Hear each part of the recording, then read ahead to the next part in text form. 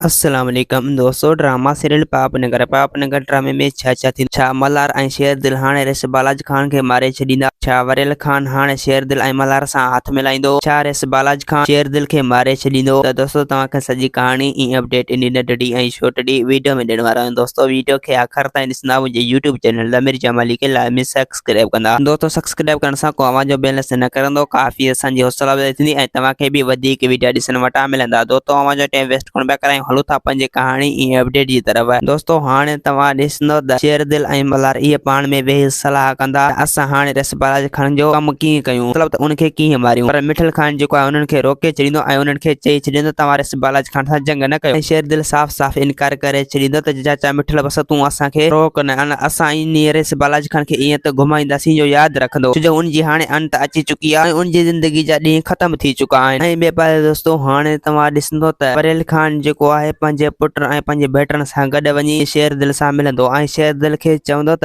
हाणे तूं कावड़ छॾे करे ऐं असां सां हथ मिला, असां गॾु थी इन रिस बालाजी खान खे ईअं त टांडा ॾींदासीं जो यादि रखंदो। शेर दिल चवंदो त वरियल खान अॼु बि तव्हां सां मुंहिंजो ठाह न आहे, छो जो तव्हां वॾेरा आहियो, मां वॾेर सां कॾहिं बि ठाह न आहियां कंदो। वरियल खान चवंदो त तूं जीअं चवंदे असां उअं ई कंदासीं, सरुगो तूं असांजो हुकुम मञ ऐं असां सां दोस्ती जो हथ मिला ऐं असां सां गॾु थी त असां पाण गॾु थी करे इन दुश्मन खे ॿई गॾिजी मारियूं, मतिलबु त दुश्मन खे त सबक सेखारी जो यादि रखंदो। ऐं ॿिए पासे दोस्तों हाणे तव्हां ॾिसंदो त रिस बालाजी खान पुलिस मां आसरो लाहे छॾींदो ऐं पुलिस खे साफ़ साफ़ चई छॾींदो त इहो शेर दिल कॾहिं बि तोखां न मिलंदो। हाणे मूंखे लॻे थो हथियार खणणी पवंदी, मां इन शेर दिल खे ईअं त मारींदुसि जो दुनिया ॾिसंदी ऐं इन शेर दिल खे अहिड़ो त सबक सेखारींदुसि आइंदा मुंहिंजे मथां कॾहिं बि हथ न खणंदो। ऐं ॿिए पासे दोस्तों हाणे तव्हां ॾिसंदो त मंठार खान जेको आहे रिस बालाजी खान खे मिनतू कंदो, रिस बालाजी खान खे चवंदो त मुंहिंजी आज़ाद कर त मां इन दुश्मन खे तोखे लेटाए ॾियां, अगरि जेकर तूं मूंखे आज़ाद न कंदे त पोइ इहे तोखे मारे छॾींदा ऐं तोखे घुमाए रखंदा। दोस्तों उम्मीद त कहाणी आई हूंदी, मूंखे पसंदि असांखे ॾींदा हाणे जा त वरी तव्हां सां मिलंदासीं कि नई वीडियो में। जेसीं तीअं पंहिंजो ख्यालु रखंदा। खुदा हाफ़िज़।